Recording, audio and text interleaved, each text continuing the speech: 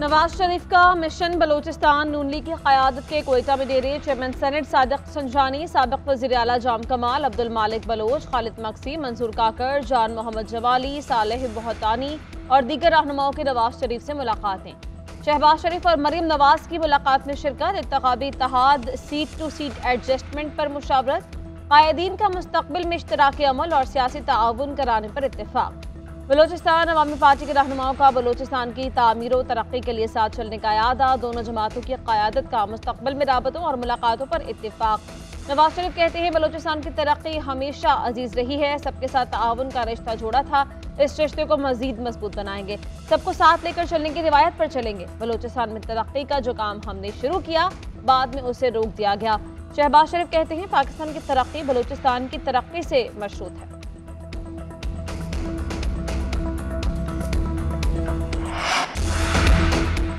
नवाज शरीफ के दौरा कोयटा में बड़ी पेशरफ्त, साबिक़ वज़ीर आला समेत बलोचिस्तान की 30 के करीब सियासी शख्सियात नून लीग में शामिल। जाम कमाल, साबिक़ सेनेटर अशोक कुमार, अब्दुल रहमान खेतरान, आसिम कुर्देगिलो और शमूलियाती तकरीब में नवाज शरीफ, मरीम नवाज की भी शिरकत। जाम कमाल कहते हैं कोशिश है बेहतर टीम बनाकर बलोचिस्तान को आगे लेकर जाएं, उम्मीद है मामलात बेहतरी की तरफ जाएंगे। अब्दुल मालिक बलोच कहते हैं हमने अपने तहफ़्फ़ुज़ात नवाज शरीफ के सामने रख दिए, बलोचिस्तान के अवाम को वोट का हक मिलना चाहिए। खालिद मक्सी ने कहा कि इंशाअल्लाह नून लीग से इत्तेहाद हो जाएगा, पार्टी छोड़ने वालों की मर्जी जाने वाले को कौन रोक सकता है। मियाँ साहेब बेहतर है पंजाब पर फोकस करें, बिलावल भुट्टो जरदारी का नवाज शरीफ को मशवरा, साबिक़ वज़ीर आज़म के दौरे बलूचिस्तान को नून लीग की नाकामी करार दिया। थर में न्यूज़ कॉन्फ्रेंस में कहा बाप पहले बुरा था तो आज भी बुरा ही होगा, नून लीग अपनी जमात पर भरोसा करे, सहारे ना ढूंढे, किसी इदारे को ना कहो कि मेरे लिए जगह बनाओ, नून लीग अपनी जमात के दम पर सियासत करे। 15 महीने नून लीग के साथ साथ रहा, मैंने इनकी सियासत नजदीक से देखी, ये क्या सरप्राइज देंगे, विफाक और सूबे में हुकूमत के बावजूद ज़िमनी इलेक्शन हार गए, सरप्राइज क्या होता है कि पीपल्स पार्टी बताएगी। आज किसी के लिए जगह बनाई जा रही है, मगर जैसी भी पिच हो हम खेलने के लिए तैयार हैं और उम्मीद है कि हम जीतेंगे। मजीद कहा मेरी किसी से कोई इख्तलाफ नहीं, वहाँ कोई इशू नहीं, इख्तिदार में आकर नाइंसाफ़ी करने वालों से निपटेंगे। बिलावल भुट्टो ने निगरान वजीरों और अफसरों को खबरदार किया।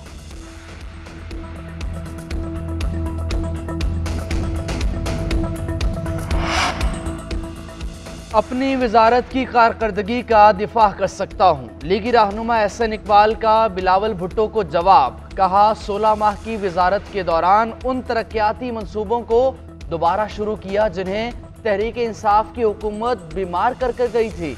मुल्क के लिए कई कलीदी नए तरक्याती मंसूबे शुरू किए, सिंध के मुतअद्दिद तरक्याती मंसूबों की मंजूरी और फंडिंग भी की है। बिलावल भुट्टो ने जिस थरकोल मंसूबे का क्रेडिट लिया वो कागजों पर घूम रहा था। एहसन इकबाल की थर के बारे इंफॉर्मेशन ठीक नहीं, 96 से पहले 2 पावर प्लांट्स बेनज़ीर की हुकूमत में शुरू हुए, पीपी की हुकूमत खत्म हुई तो नून लीग ने हमारे प्रोजेक्ट्स खत्म किए, नून लीग की हुकूमत के बायस इन्वेस्टर्स भाग गए। मुराद अली शाह का एहसन इकबाल के ट्वीट पर रद्द-ए-अमल। कहा 2013 में नून लीग की दोबारा हुकूमत आई तो आसिफ जरदारी ने कहा थर और पावर प्लांट्स प्रोजेक्ट में हुकूमत की मदद चाहिए, पीपल्स पार्टी के प्रेशर के बायस थर को सीपैक में शामिल किया गया। सिंध हुकूमत ने तमाम प्रोजेक्ट्स खुद मुकम्मल किए, विफाक ने मदद नहीं की। एहसन इकबाल से पूछे किसके पांव पकड़ना चाहते थे। एहसन इकबाल के बारे में नून लीग वाले कहते हैं जब उन्हें प्रोफेसर बनना होता है तो चौधरी बन जाते हैं, जब चौधरी बनना होता है तो प्रोफेसर बन जाते हैं। इस्लामाबाद हाई कोर्ट का साइफर केस में जेल ट्रायल रोकने का हुक्म, 16 नवंबर तक हुक्म इम्तना जारी। जस्टिस मियां गुल हसन ने रिमार्क्स दिए कि ख़ानदान के चंद अफराद को समात में जाने की इजाज़त का मतलब ओपन कोर्ट नहीं है। जिस तरह से साइफर केस में फ़र्द जुर्म आयद की गई उसे भी ओपन कोर्ट की कार्रवाई नहीं कह सकते। बादिउल नज़र में तीनों नोटिफिकेशन हाई कोर्ट के मुतल्लिका रूल्स के मुताबिक नहीं। चीफ जस्टिस से मुशावरत की गई मगर जज की तैनाती एग्जेक्टिव की तरफ से हुई। इंदिरा गांधी के केस में भी ट्रायल तिहाड़ जेल में हुआ था। जब फैसले को इस बुनियाद पर चैलेंज किया गया तो अदालत को बताया गया कि वहां मीडिया को भी इजाजत थी। वहां भी एक साबिक वजीर आजम का केस था, यहां भी साबिक वजीर आजम का केस है। 190 मिलियन पाउंड केस में नैब के चेयरमैन पीटीआई का जिस्मान रिमांड की इस्तदा मुस्तरद। नैब टीम अदियाला जेल में ही तफ्तीश करेगी। एहतसाब अदालत के जज मोहम्मद बशीर ने महफूज फैसला सुना दिया। 190 मिलियन पाउंड करप्शन केस में चेयरमैन पीटीआई का जेल ट्रायल होगा। वज़ारत कानून का नोटिफिकेशन जारी। चेयरमैन पीटीआई के तोशाखाना और 190 मिलियन पाउंड केसेस में जमानत की बहाली की दरखास्तों पर इस्लामाबाद हाई कोर्ट में फैसला महफूज। चेयरमैन पीटीआई के वकील लतीफ खोसा का कहना है कि नवाज शरीफ और चेयरमैन पीटीआई के लिए अलग अलग कानून नहीं होना चाहिए। अलीमा खान ने कहा, ओपन ट्रायल होगा तो सारा पाकिस्तान देखेगा। साइफर में क्या हो रहा है आज तक समझ नहीं आए कि ये ट्रायल कैसे चलाएंगे। जो हो रहा है वो मजाक है। साबिक वज़ीर आज़म कह चुके कि इलेक्शन तक मुझे जेल से बाहर नहीं निकालेंगे।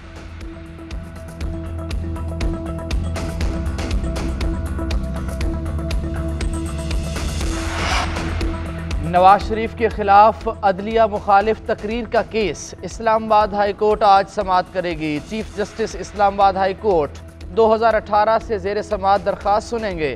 रजिस्ट्रार ऑफिस ने केस मुकर्रर करने की कॉज लिस्ट जारी कर दी है।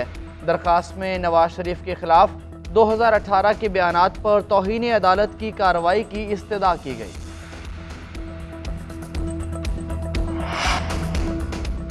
बाबर आजम अपने मुस्तकबिल का फैसला खुद करें। पीसीबी की डायरेक्टर मीडिया आलिया रशीद कहती हैं, क्रिकेट टीम के कप्तान की तब्दीली से मुताल्लिक अभी कुछ कहना क़ब्ल वक्त होगा। हो सकता है हमें बाबर आजम से खुद कोई फैसला सुनने को मिल जाए। क्रिकेट में मेरिट को आगे लाया जाएगा। बोर्ड समझता है जिसका काम है उसी से लिया जाए।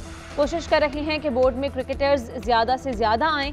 सिस्टम चलाने के लिए क्रिकेटर से बेहतर राय कोई नहीं दे सकता। चेयरमैन मुशावरत कर रहे हैं कि किस खिलाड़ी को क्या जिम्मेदारियां दी जाएंगी।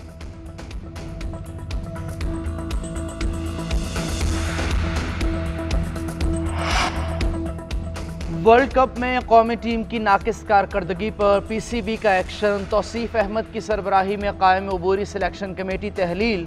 नई सिलेक्शन कमेटी तश्कील देने के लिए मुशावरत। कौमी सिलेक्शन कमेटी का जल्द ऐलान मुतवक्के।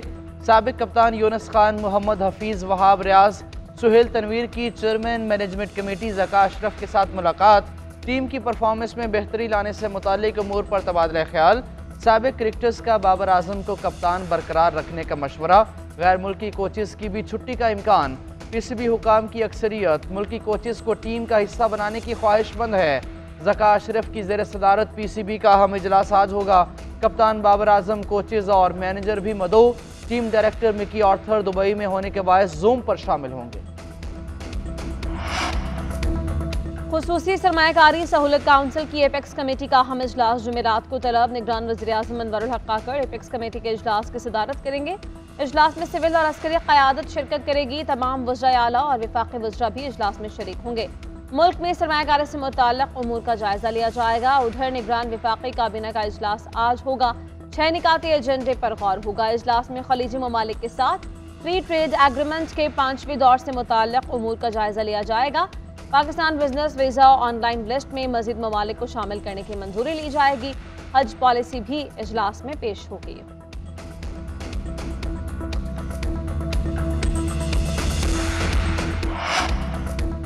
वर्ल्ड कप का पहला फाइनलिस्ट कौन? फैसला आज होगा। भारत और न्यूजीलैंड पहले सेमीफाइनल में आमने सामने होंगे। भारतीय टीम पिछला हिसाब चुकता करने को बेताब। कीवीज की मुसलसल तीसरा फाइनल खेलने पर तवज्जो मरकूज। वाखेडे स्टेडियम में अहम मैच के लिए दोनों टीमें तैयार। खिलाड़ियों की प्रैक्टिस। मैच बारिश से मुतासर हुआ तो मुतबादिल दिन पर मुकम्मल किया जाएगा। भारतीय सुरमाओं को कीवीज पर नफसियाती बढ़तरी हासिल।